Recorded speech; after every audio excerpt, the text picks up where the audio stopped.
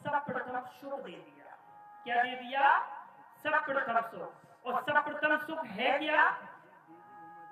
क्या है सब प्रथम सुख? कि निरोगी काया। जब भगवान ने सब पहला सुख आपको दे दिया, निरोगी काया दे दी। क्योंकि एक आध बार अगर आप हॉस्पिटल में जाओ और वेंटिलेटर में कोई पड़ा हो और उसके पास जाओ तो वो यही कहेगा कि प्रभु हमें इस चीज से निकाल दो, एक बार निकाल दो प्रभु बस। क्योंकि सर्वप्रथम निरोगी काया है, फिर घर में माया है, फिर कुलवंती नारी। तो सर्वप्रथम सुख क्या बताया? ये शरीर। अगर ये शरीर स्वस्थ है तो इस समझो सब कुछ स्वस्थ है। और ठाकुर जी की आप पर बहुत बड़ी कृपा है जो आपका निरोगी काया है। और भगवान का भजन कौन नहीं करना चाहता? जब भगवान ने आपको निरोगी काया दे दी है तो भगवान का भजन करो और प्रभु का धन्यवाद करो कि बाप प्रभु आपकी बहुत बड़ी कृपा है। और कुछ नहीं भी दिया है तब भी प्रभु का बहुत बहुत धन्यवाद करो। प्रभु आपका बहुत बड़ी कृपा है जो हमें हॉस्पिटल नहीं पहुंचाया। हर चीज में प्रभु का धन्यवाद करना चाहिए, थोड़ा सोच लेना चाहिए। क्योंकि ये काया आपको मिली है, ये आपके प्रभु रामचंद्र जी की वजह से मिली है। प्रभु रामचंद्र जी की वजह से ये काया मिली है। और संसार में दुखी का हो तो सब दुखी है, सुखी कहीं कोई नहीं है। आप किसी के भी घर में चले जाओ दुखी है। दीन कहे धनवान सुखी, धनवान कहे सुख राजा भारी, राजा कहे महाराजा सुखी, महाराजा कहे सुख इंद्र को भारी, इंद्र कहे ब्रह्मा सुखी, ब्रह्मा कहे सुख विष्णु को भारी, तुलसीदास विचार करे हरि बिना सब जीव सब दुखारी है, सुखी कोई नहीं है। सुखी वही है जो भगवान का कीर्तन करता है, भगवान का भजन करता है। आप दिन में 10 माला नहीं कर सकते, एक माला तो कर सकते हो। एक माला तो कर सकते हो, क्योंकि हमने कल भी बताया था। ओ वाला काका और साउंड करते हैं, और साउंड करेगा।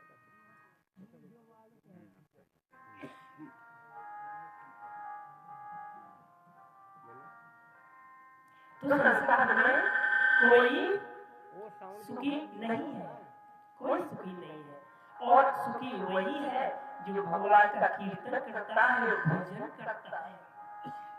भगवान का भजन करने वाला सुखी है।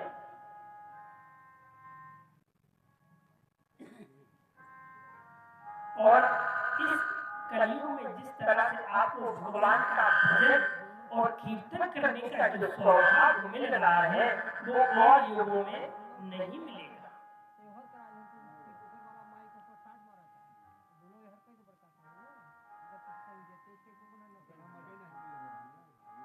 एक संत ने बहुत सुंदर लिखा है, इसमें कहा है कि मुस्कुराकर गम के रस को जिसको पीना आ गया, सच कहो इस जगत में उसको जीना आ गया।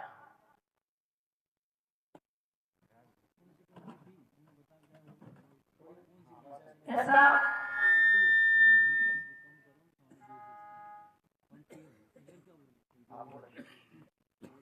बोलिए राम राजा सरकार की जय हो, बोलिए लखन लाल की।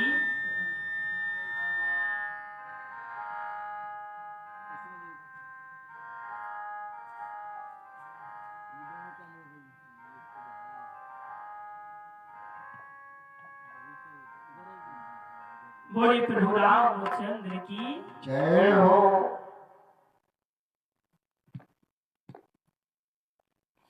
तो प्रभु के और इस संसार में कोई सुखी नहीं है। आप दुनिया में कहीं चले जाइए, आपको जो आनंद आपको घर पे मिल जाएगा वो कहीं नहीं मिलेगा। अब ये आप इसी चीज से अंदाजा लगा लीजिए, 100 बात छोड़ दीजिए। ये शरीर आपका है, शरीर आपका है। अंदर किसे पता नहीं है कि अंदर गंदगी है, अंदर गंदगी है और ऊपर प्लास्टिक की सर्जरी कर दी, कितना अच्छा दिख रहा है। भगवान ने अगर आपको ये आंखें दी है तो किस लिए दी है? अच्छा अच्छा देखने के लिए। मुख किस लिए दिया है? अच्छा अच्छा खाने के लिए। कान किस लिए दिए? अच्छा अच्छा सुनने के लिए। और अगर आप ऐसा जो परमात्मा ने आपको दिया है इसलिए दिया, अच्छा अच्छा दिया है, और अगर आप इसमें गलत चीज डालोगे तो जैसा खाओगे अन्न और तैसा होएगा मन। जब तुम गलत चीजों का सेवन करोगे और फिर कहोगे हमें ठाकुर जी की भक्ति मिल जाए, तो कैसे मिल जाएगी? जब तुम 10 जगह भटकोगे तो परमात्मा कैसे मिल जाएंगे? एक संत ने एक और बात कही है, एक चीज और आपको बताते हैं। प्रभु रामचंद्र जी की कृपा से शायद आपको समझ में आ जाए। एक व्यक्ति था, एक व्यक्ति ने कुम्हार को देखा। किसको देखा? कुम्हार को देखा। तो उसने नियम बना लिया कि हम कुम्हार को देखेंगे। क्या नियम बना लिया? कि हम कुम्हार को देखेंगे। अब उसकी सबसे पहले सुबह जैसे ही आंख खुले, उस सबसे पहले कुम्हार को देखे। किसको देखे? कुम्हार को देखे। जैसे ही उसकी आंख खुले तो रोजीना वो कुम्हार को देखे। अब उसने नियम बना लिया, तो 10 दिन हुए, 20 दिन हुए, 1 महीना हुआ, 1 साल हुआ, वो कुम्हार को देखे। अब उसका नियम था, वो जैसे ही उठे और आंखें बंद करके सीधे सामने उसके कुम्हार था, तो उसकी मट्टी को और उसी को देखे। तो एक दिन की बात वो आया और उसने जैसे ही देखा तो उसने देखा कि आज तो कुम्हार ही नहीं है। तो उसने अपनी आंखों को बंद कर लिया। मैंने कि हम तो सबसे पहले कुम्हार को देखते हैं, कुम्हार को ही देखते हैं, और कुम्हार नहीं दिखा तो उसने अपनी आंखें बंद कर ली। और वो जैसे ही चलता हुआ चला जा रहा है, कुम्हार के घर पर पहुंचा। कुम्हार के जैसे ही घर पर पहुंचा तो कुम्हार से कहा, घर पर पहुंचा तो उसकी पत्नी थी। उन्होंने वो कहाँ गए हैं? मैंने कि वो कहाँ गए? मैंने कि वो तो खेत में गए हैं, खेत से मट्टी लेने के लिए गए हैं। तो उसने कहा ठीक है। तो उसने हाथ लगाया और सीधा खेत की ओर चला गया। अब खेत में जैसे ही चला जा रहा था तो वो खोद रहा था कुम्हार, तो खोदते उसको 2 घड़ा मिले। कब मिले? सोने के घड़ा मिले। अब जैसे ही सोने के घड़ा मिले तो वो तो सीधा चला जा रहा था।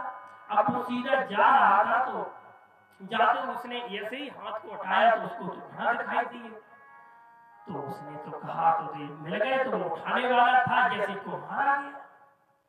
कुम्हार ने जैसे ही देखा तो उसने कहा हाँ मैंने देख लिया।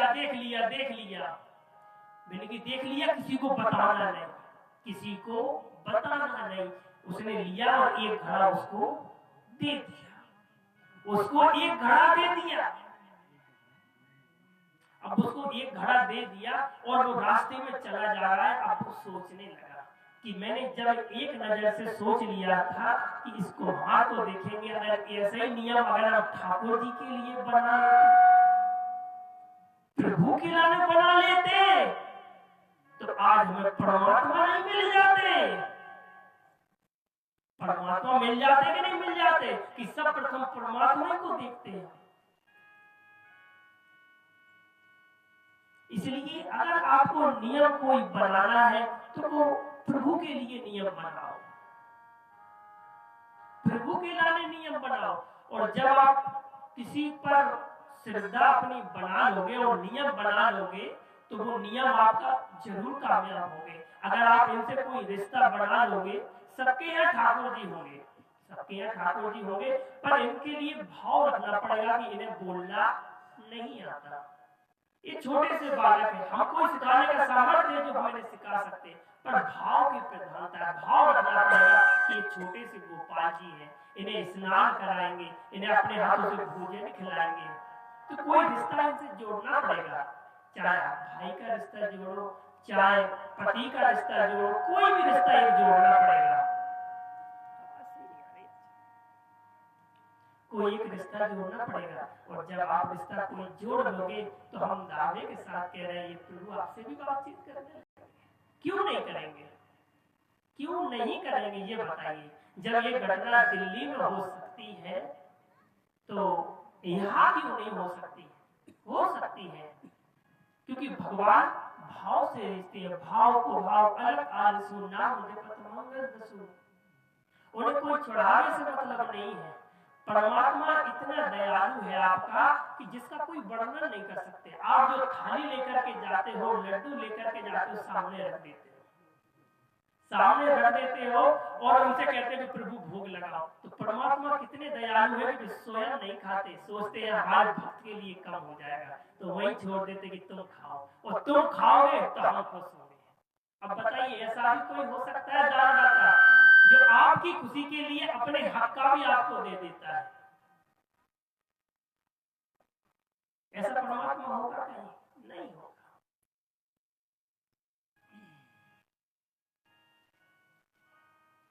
और राम जी की जो कथा है, ये रामचरितमानस की ये कथा है, ये गंगा के समान है।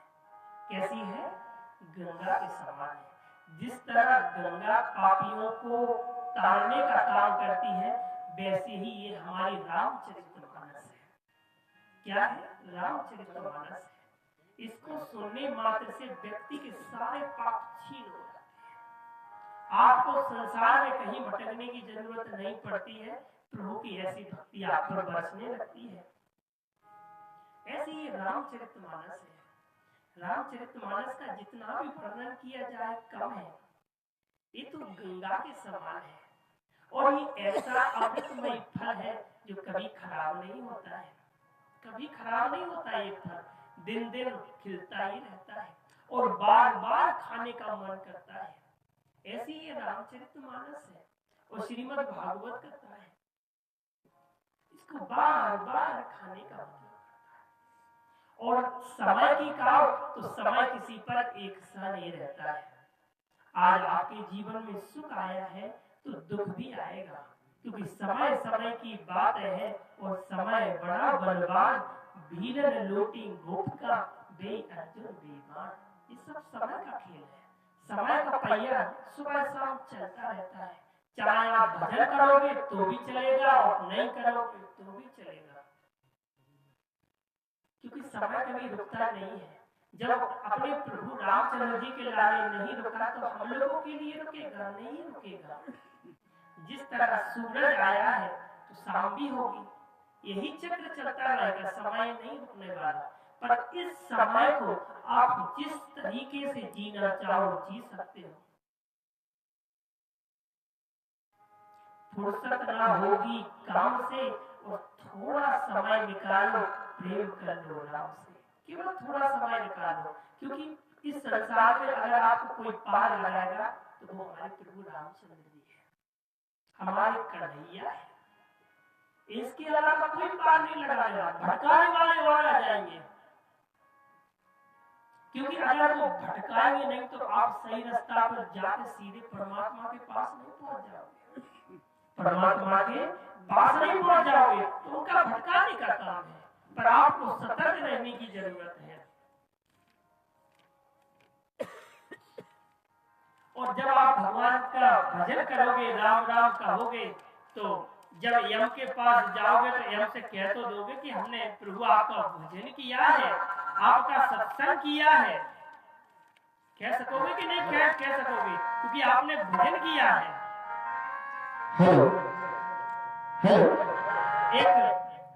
एक संत का बड़ा ही सुंदर भाव में कहा भी है। क्या कहा है कि राम गुण गायो नहीं, राम गुण गायो नहीं आए करके,